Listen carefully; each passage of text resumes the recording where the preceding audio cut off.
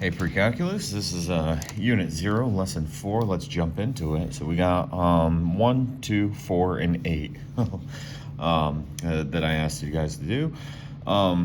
Yeah, let's see. We got force equals ma. Oh my gosh, write an equation for the object's acceleration. Oh my god, we're just dividing by the mass to get that. So acceleration is equal to force divided by mass.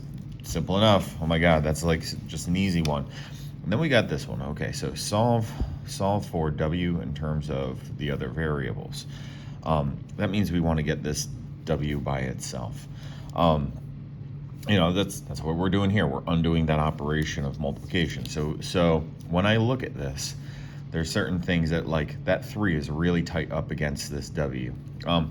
Really, it's like we undo the order. If we knew the value of w, we undo the order of everything in the opposite order of how we would solve this if we knew w's value. So let's say we knew the value of all of these things here and we wanted to get k. We'd take 3 times the value of w. That'd be the very first thing that we would have to do. So that's going to be the last thing that we do. The last thing we undo is multiplication. That multiplying by 3 by dividing by 3.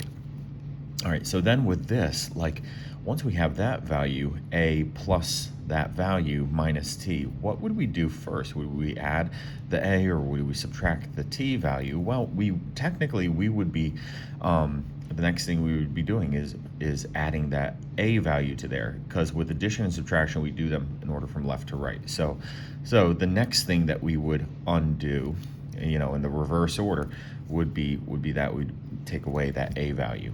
So that's the opposite of adding that a value. And then we would add t. So when we look at this does give an actual order of what we're going to do. So we're going to add t first and add t to that value of k. So we'll get k plus t. Okay. And then from that value, we're going to subtract the a value. Again, it's like it kind of doesn't matter. If these were like flipped around, we had that subtraction first. All right. Let's see. Let's get there. And then our last thing we're going to do is divide by 3. My God, I do feel like I over-talked through that. I am tired. I did not make my video at the end of the day yesterday, and I'm just like, this is the first thing I'm doing today. All right, number 4. So when it is worth looking at this, that we can flip these around, adding a t and subtracting an a.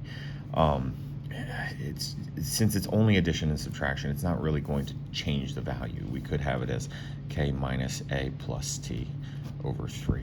Yeah, okay. All right, anyway. All right, so we've got this. We want to solve for the radius.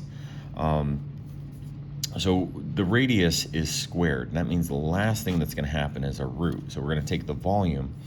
And how do we undo multiplying by 1/3?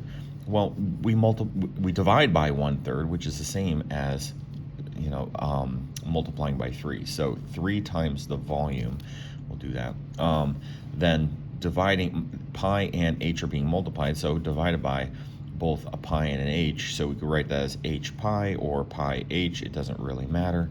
I see that one right down there. That's our answer choice. Okay, now let's move on. Let's see, 8. That's the last one I asked you to do.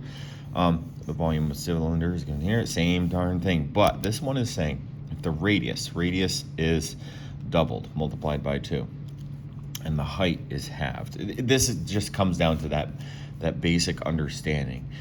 Because the radius is squared, that means that the radius gets doubled, but we're using a rate 2 times the radius. We are doubling the radius, then we're multiplying it by itself.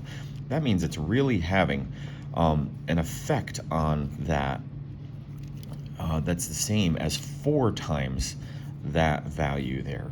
So while the height, 1/2 of the height, does a half undo 4. No, it doesn't. An unhalf would undo one of these 2's, but it doesn't compensate for this. Again, so like if we, so how does the volume change? So let's see. This is related to this. So this unhalf undoes one of the 2's here. So we'd have 2 times the radius times height pi. We'd have that. So there's, it's like the volume gets the initial volume. The initial volume gets doubled if we were to double the radius and half the height. So that is our answer. It's related to what we did in class, but it is asking something that's just a little bit different, because it is asking for that effect. How does that volume change in the end? All right, folks, that's about it. One of the short videos for today. Take care.